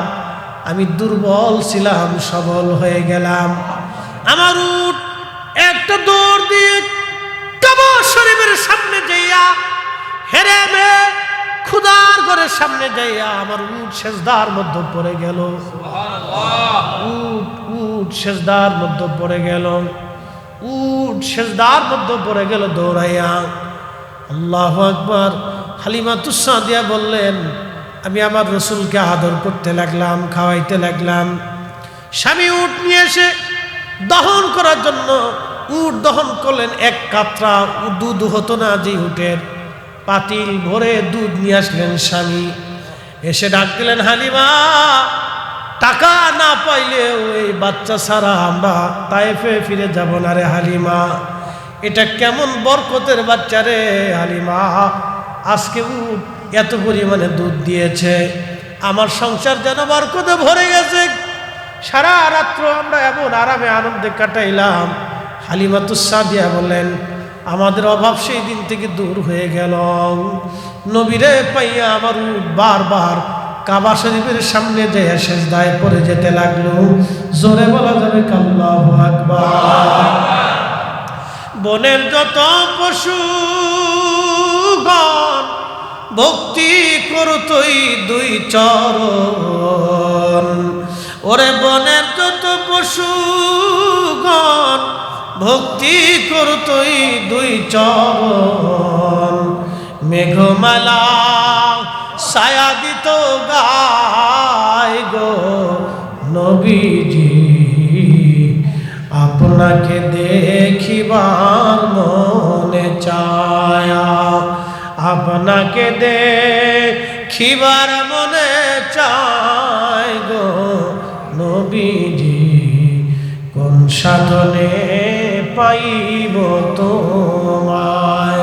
সালাতুনে আ রাসূলুল্লাহ,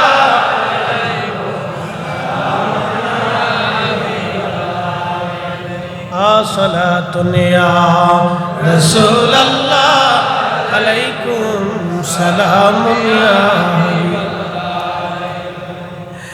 হালিমাতুস সাদিয়া রাদিয়াল্লাহু আনহা বলেন, দুনিয়ার মানুষের বিদায় নিব, গাধার পিঠের উপরে চড়ছি, আমার পেয়ারা নবীকে আমি কোলের মধ্যে নিলাম। হযরতে সাইয়্যিদা আমেনা রাদিয়াল্লাহু আনহা, যিনি ওই জমানার তাহেরা তয়্যেবা। আল্লাহর নবী বলতেন, উম্মত তোমরা শোনো, তুনকালু মিন সালিবিন ইলা রাহিমিন ইজা মাদা আলামুন বাদা তবা। আমাকে আল্লাহ সুল থেকে রেহেম, রেহেম থেকে সুল, পর্যায়ক্রমে পৃথিবীতে আদম সফিউল্লাহ থেকে নূরে মুহাম্মদী হযরত আব্দুল্লাহ আমিনার রেহেমের মাধ্যমে দুনিয়াতে আসছে। আল্লাহর নবী বলতেন, ওই নূরে মুহাম্মদী আমি নবী যে রেহেমে যে সেকেবে ছিলাম, তারা ওই জমানার তাহের তয়্যেব, তাহেরা তয়্যেবা। আমার আব্বা ছিলেন তয়্যেব এবং তাহের, আমার মা জননী ছিলেন তাহেরা তয়্যেবা। আমার মায়ের মতো, বাবার মতো পবিত্র পুরুষ, পবিত্র নারী ওই জমানাতে আর একটাও ছিল না। একবার জোরে বলবেন কি মারহাবা। আমার আব্বা আম্মার মতো তাহির এবং তাইয়্যিব না শিরিক, কোনদিন কোন মূর্তির সামনে মাথা নত করেন নাই, কোন পাথরের সামনে মাথা নত করেন নাই। এক আল্লাহ ব্যতীত দ্বিতীয় খোদায় বিশ্বাসী ছিলেন না আমার আব্বা এবং আম্মা। আমার আব্বা আম্মা কুফরি, জাহিলিয়াতের কোনো কুকর্ম, কর্ম খারাপি, শরাবি, নাপাকি, হারামি কোনো কাজে আমার আব্বা আম্মার গায়ে বাতাস পর্যন্ত লাগে নাই। সুবহানাল্লাহ বলবেন। কত পবিত্র ছিলেন তারা। আর আমাদের দেশের কিছু পাগল, কিছু অসুস্থ, এরা বলে রসুলের আব্বা আম্মা জাহান্নামী। মানুষের বিবেক কতটা নিকৃষ্ট হয়ে গেছে, কত নিকৃষ্ট নিচু হলে, বিবেকের নিকৃষ্ট নিচু হলে মানুষ একজন পবিত্র সতী সাধব নর নারীকে কাফির পর্যন্ত বানিয়ে দিতে। আল্লাহ কোরআনে বলছেন তাকাল্লুবাকা ফিস সাজিদিন, নবী গো আপনাকে আমি সেজদাকারীদের মধ্যে আবর্তন বিবর্তন করে পৃথিবীতে আনছি, আপনি সেজদাকারীদের মাধ্যমে এনেছি আপনাকে। আপনি যেই রেহেমে সেকেমে ছিলেন তারা কোনোদিন কোনো সময় কোনো মুহূর্তে কুফরি করে না, নাপাকি সারাবি হারামি খারাপি নিকৃষ্ট কোনো সোয়া কোনো বাতাস তাদের শরীরে কখনো লাগে না। এত তাহির এবং তৈব ছিলেন তার আব্বা, তাহের এবং তৈবা ছিলেন নবীজির আম্মা, এত পবিত্র, তাদেরকে বলে তারা কাফির ছিল। ছি, ওদের বিবেকে কতটা নিকৃষ্ট হলে, অসুস্থ হলে যারা এই আকীদা, এই মিথ্যা বিশ্বাস মুসলমানদের কলিজার ভিতরে ঢুকিয়ে দিয়ে মুসলমানদেরকে জাহান্নামী বানানোর চেষ্টা করতেছে, এগুলি থেকে আল্লাহ আমাদেরকে হেফাজত করুন, সকলে বলে আমিন। আর আমরা বললেই বেদাতি হয়ে যায়, আমরা বললে কি হয় বেদাতি। এ ফাইসে একটা অস্ত্র বেদাতি, ফাইসে আর একটা মাজার হুজার এ ফাইসে। আচ্ছা বলেন, কোন মাজারে জটালা বটালা সটালা পটালা আগালা পাগলা গাঞ্জুটি হিরুঞ্চি বদমাস এগুলো থাকুক, আমরা কোনোদিন চাইছি না, সমর্থন করছি? হ্যাঁ, এগুলিকে আমরা চাই? মাজার পরিষ্কার হয়ে যায়, কোন অলির মাজার এগুলি থাকতে পারে না। অলিরা পবিত্র ছিলেন, সাধক ছিলেন, নামাজি ছিলেন, পরহেজগার ছিলেন, তাহাজ্জুদ গুজারি ছিলেন, জিকির কর্ণ বলা ছিলেন। তাদের মাজারও জিকির কর্ণ বলারও থাকবে, নামাজি থাকবে, এতিম থাকবে, মাদ্রাসা হবে, মসজিদ হবে, জিকির কর্ণ বলা হবে, কোরআন তেলাওয়াত হবে। প্রত্যেকটা মাজার শরীফে এতিমখানা হোক, মাদ্রাসা হোক, কোরআন তেলাওয়াত হোক, নবীর দুরূদ মিলাদ হোক, জিকির হোক, জিয়ারত হোক, এই আপনার প্রত্যেক মাজারে মসজিদে তালিম তরবিয়ত চলুক, তরিকতের ওজিফা কালাম চলুক, ওয়াটালা জটালা এই হাবি জাবি আন্দা গাছা বাছা মদ জুয়া রাসদ এইগুলিকে আমরা ঘৃণা করি, বয়কট করি। কথা বলেন ঠিক না? সুন্নি জামাতের সাথে এগুলির কোনো সম্পর্ক নাই, কোনো সম্পর্ক, কোনো সম্পর্ক হতেই পারে। আমাদের দেশে একদল আছে মাজার ব্যবসা করে, বলে হুজুর সেটা কেমন? খান জাহান আলীর মাজারে চলে যায়। ওই বগুড়া একটা মাজার শরীফ আছে, একজন মহান আল্লাহর ওলি, তিনি যুদ্ধ করেছিলেন ওই দেশে, ইসলাম প্রচার করেছিলেন। আল্লাহু আকবার। বগুড়াতে সেই মুকামতলে এখনো তার মাজার আছে, চলে যান, যা দেখবেন আম জুটি গান জুটি এই কিছু মাজার ব্যবসায়ী গাঁজা ব্যবসা করে, এই নাহিল মহিলা পুরুষ আসে, এরা মানুষের কাছ থেকে টাকা নেয়। আমি এক মাজারে গেছি, যাওয়ার পরে বলতেছে হুজুর এই মাজারের উন্নয়ন কাজে 500 টাকা দিয়ে যান। আমি বললাম কে টাকাটা নিবে? বলতেছে এই মাজার কর্তৃপক্ষ নিবে। মাজার কি উন্নয়ন করবে? সব জায়গায় তো বিল্ডিং সিল্ডিং সব কিছু দেখি, কি হবে এখানে? কি কোনো এতিমখানা আছে? বলে না তা নাই। আমি বললাম কি কোনো গরিবখানা আছে? বলে তা নাই। তো তা না তাহলে তো আমি 500 টাকা দিয়ে কি করবো? চিন্তা করলাম দেখি করেটা কি। তো আমি 20 টাকা এক জায়গায় থুই আসছি, ও 20 টাকা সরাই না, বলতেছে হুজুর 500 টাকা দিতে বললাম, আপনি 20 টাকা দিলেন। আমি বললাম টাকা 500 না 20 টাকা তুই বুঝলি কেমনে? আমি তো নিয়ে আসছি। বলে তুই নিলি কে? কথা কি খারাপ কইছি? আমি তুই নিলি কেন? নেওয়ার কথা তো কর্তৃপক্ষতে, তুই নিলি কে? তাহলে 500 টাকা দিলে তুই ঠিকই চুরি করতি। আমরা তোরা এই সমস্ত ধান্দা ব্যবসা করার কারণে আজকে সুন্নতের বদনাম হচ্ছে, ওলিদের দুর্নাম হচ্ছে। মানুষ বলে মাজার ভেঙে দাও। আরে বেটা, শাহজালাল না আসলে, এই মাজার ওয়ালারা না আসলে দেশে ইসলামই আসতো না। কথা বলে ঠিক না?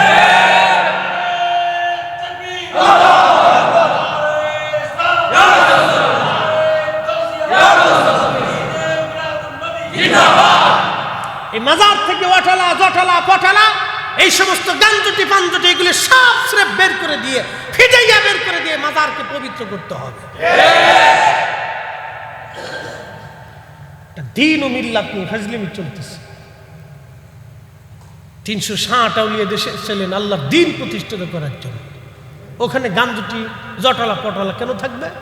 যত গাঞ্জুটি জটালা পটালা সব লালন শাহর মাজারে পাঠাই দেয়, ওইখানে চলে যায়। শাহজালালের মাজারে কি? শাহপরানের মাজারে কি? শাহ মাকদুমের মাজারে কি? শাহ আলী বুগদাদির মাজারে কি? খান জাহান আলীর মাজারে কি? ও সব চলে যাবে লালনের মাজারে।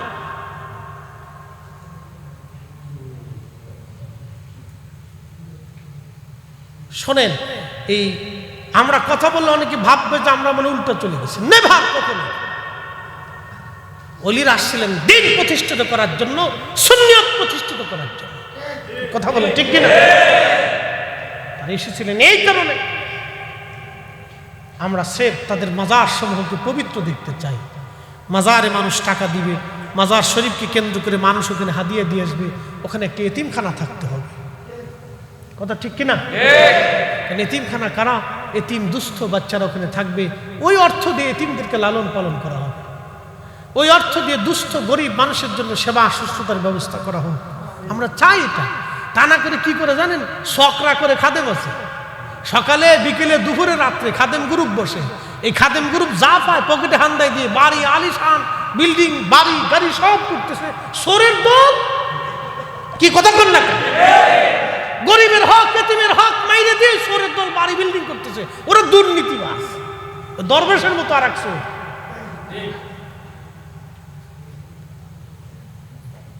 জন্য এগুলো দুঃখের সাথে কথাগুলি আজকে বলতেছি। বাবা, ওলিরা আসছিলেন আল্লাহর দ্বীন প্রতিষ্ঠিত করার জন্য, দ্বীন কায়েম করার জন্য আসছিলেন।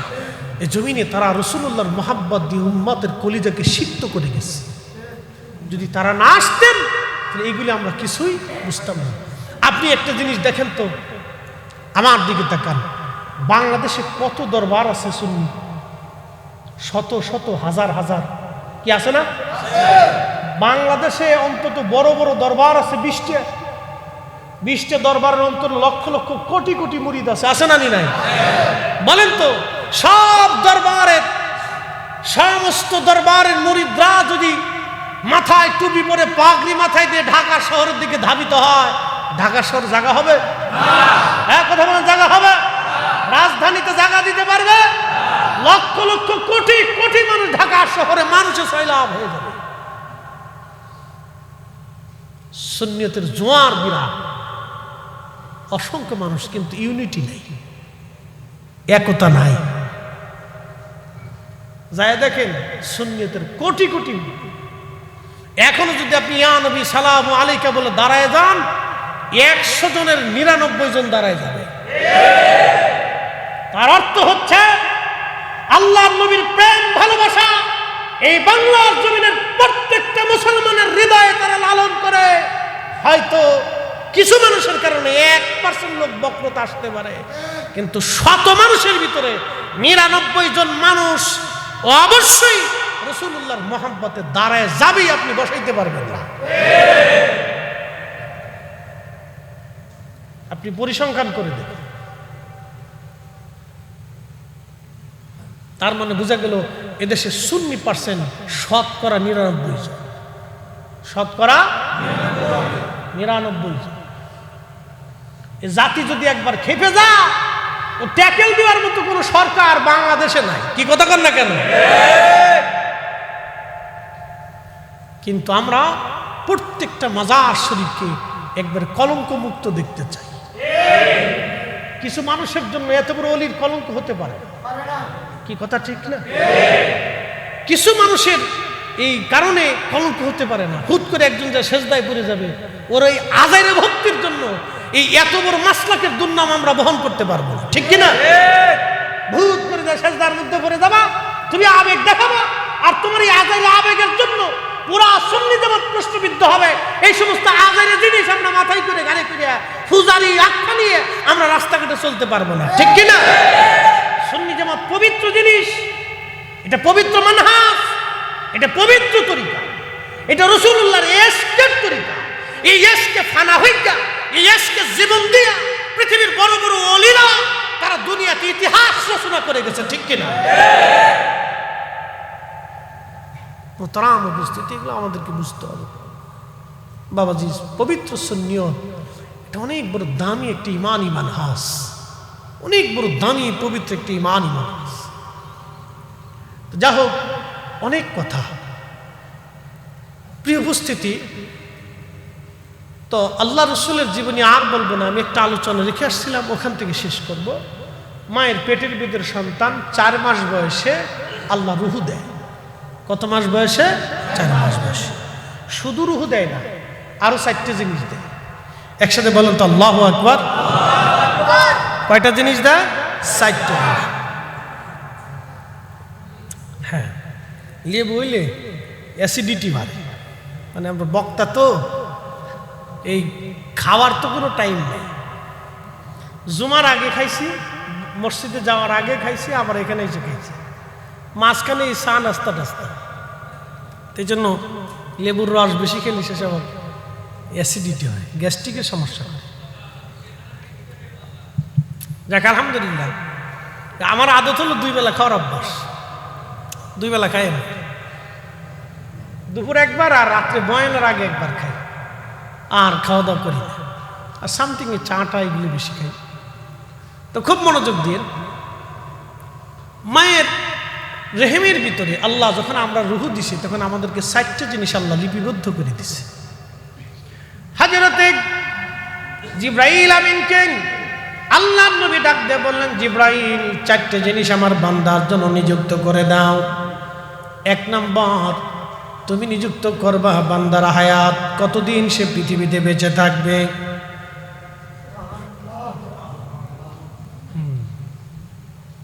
হায়াত শেষ, থাকার আর সুযোগ নাই। হায়াত শেষ, থাকার আর সুযোগ নাই। যদি সুযোগ নাই থাকে তাহলে আজকে থেকে চিন্তা, আল্লাহ আর নামাজ ছাড়ব না।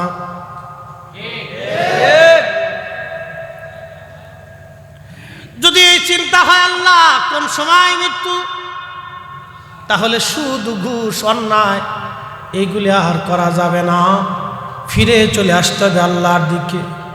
একদিন মাটির ভিতরে হবে ঘর রে, মন আমার কেন বাঁধো দালান ঘর।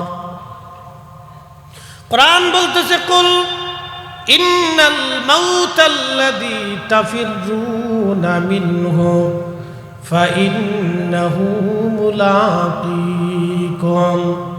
হুজুর গো, বন্ধু গো, আপনি উম্মতকে জানিয়ে দেন, যখন মউত আসবে, যতই তারা মৃত্যু থেকে পালাক, দেখবেন একটা কুকুর মৃত্যু থেকে পালানোর চেষ্টা করে, একটা বিড়াল মউত থেকে পালানোর চেষ্টা করে, একটা পাগলও দেখবেন হরেন দিলে রাস্তা থেকে সরে যায়, একটা সাপ দেখবেন রাস্তার মাঝখান থেকে পার হওয়ার জন্য দ্রুত গতিতে দৌড়ায়। মানুষ সাপ দেখলে পালায়, সাপও মানুষ দেখলেই পালায়। কি কথা ঠিক কিনা? সবাই মৃত্যু থেকে পালায়, মরণ থেকে সবাই পালায়। আল্লাহ বলেন, হুজুর মরণ থেকে তারা পালানোর চেষ্টা করে, কিন্তু বলে দেন ফাইন্নাহু মুলাকীকুম, এই মরণ তার সাথে মোলাকাত করবে, এই মৃত্যু থেকে সে পালাইতে পারবে না। অবশ্যই মৃত্যু আসবে। জিবরাইল, তুমি আমার এই বান্দার জন্য নিযুক্ত করে দাও কত সময় সে দুনিয়াতে বেঁচে থাকবে, কত বছর সে বেঁচে থাকবে, ওই সময় আল্লাহ নির্ধারিত করে দেয়। এই জন্য হায়াত থাকতে হায়াতের মর্ম বুঝে যেতে হবে, সময় থাকতে আল্লাহর ইবাদত করে কবরে যেতে হবে, সময় থাকা সত্ত্বেও সত্যিই নবীর গোলামি করে কবরে যাওয়া বুদ্ধিমানের কাজ। এমন জীবন করিও গঠন হাসিবে তুমি, কাঁদিবে ভুবন। ও বন্ধু, এই সময়টা কাজে লাগাইতে হবে। আহা, কত মানুষ কবরে চলে যায়, প্রতিনিয়ত কত মানুষ মারা যায়, কেউ ভাবেও না কিছু সময় পরে এসে মারা যাবে, কিছু সময় পরে সে মারা যাবে, এটা চিন্তা অনেকেই করে না।